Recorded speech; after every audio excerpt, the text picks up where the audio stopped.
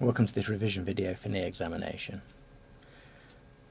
The objectives of this video are to teach you what to look for, what to ask the patient to move, what to move yourself, and what special tests there are during this examination. The examinational sequence follows the usual orthopaedic mantra of look, feel, move. Beginning with inspection including gait, palpate the joint, ask the patient to move the joint for the patient, perform the special tests, examine the joint above and the joint below, and order any investigations. Introduce yourself with your full name and title, and shake hands with the patient if it's something you normally do. Confirm you have the correct patient by checking their name and date of birth, and explain because of the problem with their knee, it's normal for you to do an examination of them, and it will involve them walking and moving their leg, and you looking and moving and feeling it as well. Ask if they're in pain and need any painkillers, and gain their verbal consent to perform the examination. Ask them to let you know immediately if there's any pain, and observe their face for signs throughout the examination. Make sure they're adequately exposed for the examination before you start.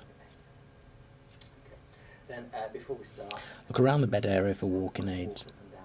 Ask the patient to stand and walk, observing their gait.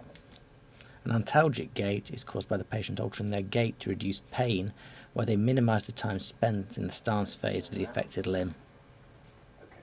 To inspect the patient's knees, squat down almost level with the knees and inspect around through 360 degrees. In older patients or patients in pain, where there is room, it's more acceptable for you to move around the patient rather than for them to turn. Look for scars, sinuses, redness, rashes, posture, common deformities such as varus or valgus deformities, muscle wasting, obvious leg length discrepancy, and Baker's cysts.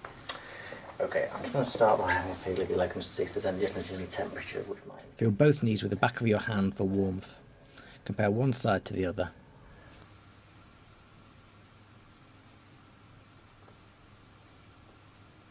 Okay, that's fine. That's equal on both sides. With the leg extended and the quadricep muscles relaxed, palpate either side of the quadricep tendon for the sponginess of synovitis.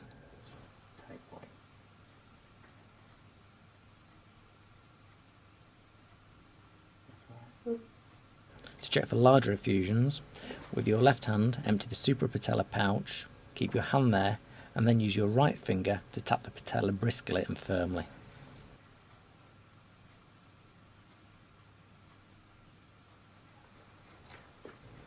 For smaller effusions, empty the suprapatellar pouch again and the medial side of the knee, and then stroke the lateral side looking for a bulge or ripple in the medial side.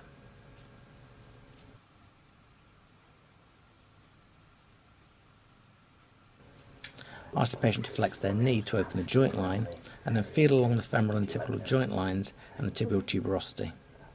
Also remember to palpate behind the knee.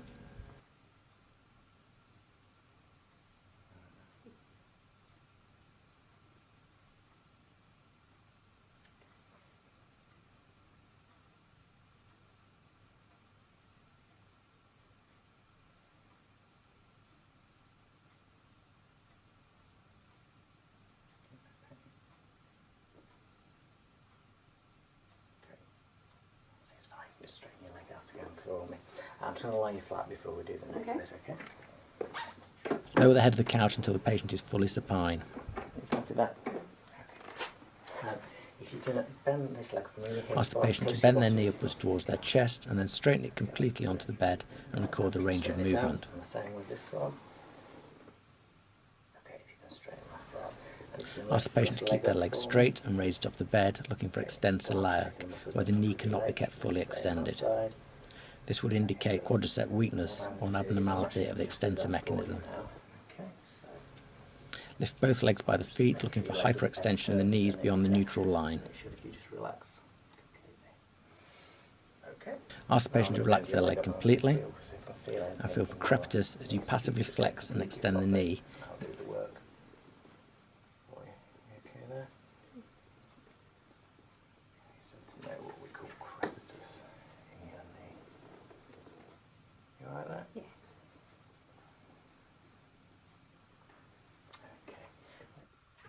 Yeah. With the patient's knee fully extended, push the patella laterally and flex the knee slowly. If the patella actively resists flexion, this suggests a previous patella dislocation or instability. Do the same with this side, okay?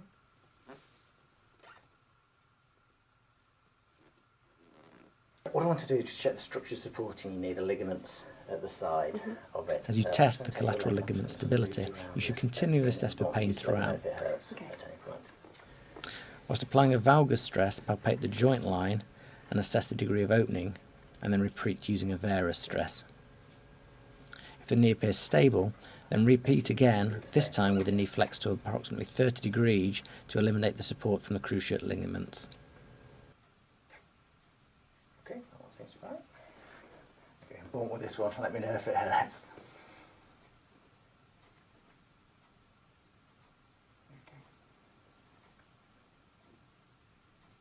And I'm going to bend it again. I'm just going to repeat the process.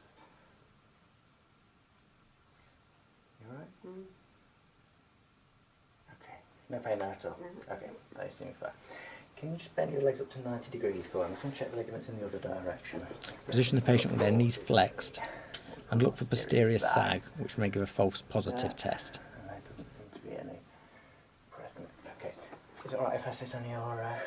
Explain what you're doing to the patient and then sit with your thigh trapping the patient's foot. Place your hands on the upper tibia with your thumbs over the tibial tuberosity.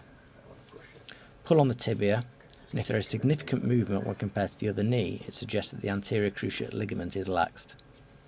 If there is movement of greater than 1.5 centimetres, it suggests an anterior cruciate ligament rupture. Then push on the tibia and look for posterior movement, suggesting a posterior cruciate ligament laxity. Fine, you can straighten your legs out again. Right, one thing I want to do is that you might have torn your cartilage, so I'd like to do a couple of tests for that.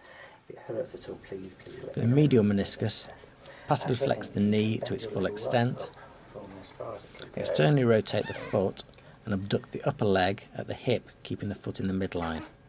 This creates a varus stress on the knee. Extend the knee smoothly, feeling or listening for a clunk with associated pain. For the lateral meniscus, repeat the process, but this time internally rotate the foot and adduct the hip, creating a valgus stress on the knee.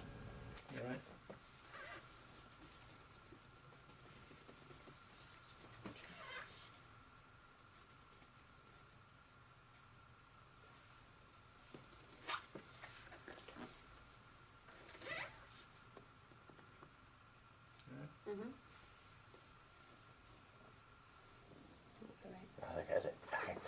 The last thing I'd like you to do is just stand up for me. Ask the patient to squat and keep their feet and heels flat on the floor. If they're unable to do this, it may indicate incomplete knee flexion on the affected side, possibly caused by a tear in the posterior horn of the menisci. Okay, Alex, thank you very much. That's the end of your examination. Finally, thank the patient and tell them that you completed the examination. Invite them to dress, wash your hands and present your findings back to the examiner. Explain that you'd also examine the joint above, the hip in this case, and the joint below, being the ankle. Other tests may vary depending on your findings, but may include imaging, bloods, aspiration, arthroscopy and rest. Thank you for listening, and we hope you found this video useful.